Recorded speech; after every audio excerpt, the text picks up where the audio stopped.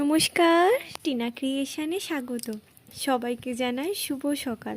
তবে অন্যান্য দিনের থেকে আজকের দিনটাই একটু আলাদা। আজ হবে অনেক রান্না বান্না, হবে অনেকটা গোছ গাছ, অনেক কিছু। তবে কী জন্য, তবে সেটা একটু পরেই আপনারা জানতে পারবেন। চলুন আজকে তাড়াতাড়ি এই ঘর দোর গোছ করে নিয়েছি, এরপর একটু রান্না বান্নাও করব। চলুন এক নজর আপনাদের আমার ছাদ বাগানটাও ঘুরিয়ে দেখাই। এই যে 3টি গোলাপ গাছ এনেছিলাম, একটি গোলাপ গাছ আবার লাল লাল পাতা ছেড়ে দিয়েছে। তবে 2টি গাছ নিয়ে একটু আমি চিন্তায় আছি কবে এইগুলো পাতা ছাড়বে। একটু টিফিন করে নিলাম, আগের দিনের একটু পান্তা। চলুন উপরে ভাত বসিয়ে দিয়েছি, তারপরে কোটা বাটা করে গ্যাস নিয়ে একেবারে এই যে নিচে বসে বসে রান্না করছি। কারণ অনেকটা রান্না বান্না অনেকক্ষণ ধরে দাঁড়িয়ে করতে ভারী কষ্ট হয়। একদিকে কাটবো আর একদিকে ধীরে ধীরে রান্না করতে থাকবো। শাক ভাজা হবে, আলু ভাজা হবে, পটল চিংড়ি, চাটনি, মাছ হবে, অনেক কিছু রান্না। চলুন ভাজাভুজিগুলো হয়ে গেছে। এই যে পটল আর আলুটা সুন্দর করে ভেজে নিয়েছি কুটুমদের জন্য।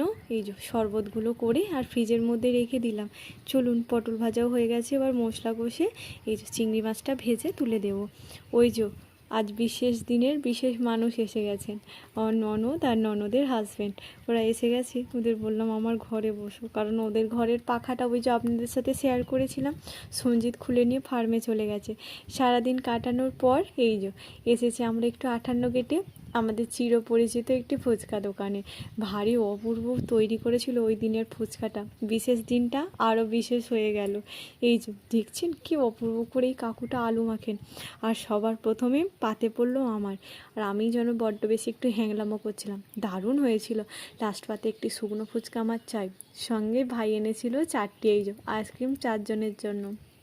বিশেষ দিনের জন্য এই যে বিশেষ একটি উপহার।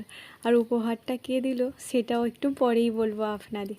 দেখছেন কি অপূর্ব সুন্দর লাগছে, আমার তো চোখই সরছিল এখানের থেকে। এই দুটো ফুল একটি টিউলিপ, তবে এর প্রকৃত নামটি আমি গেছি ভুলে। কি অপূর্ব সুন্দর, আমার মানুষটি দিল আমার একটি পছন্দের ফুল। এই যে বাড়িতে এসে সুন্দর করে সাজিয়ে দিলাম। আর এই দেখুন, এই সেই বিশেষ দিন, এখানে আমি মোমবাতিগুলো সাজিয়ে ফেলছি। বলুন তো আজ কার জন্মদিন, আমার না সঞ্জিতের, না কার বলুন তো? না না, আমার বা সঞ্জিতের কারো নয়, আমার ননদের। এই যে সবাই ওকে আশীর্বাদ করুন, এইভাবে যেন ও ভালো থাকে, সুস্থ থাকে, আর এইভাবেই যেন আমরা ওর জন্মদিন সেলিব্রেশন করতে পারি।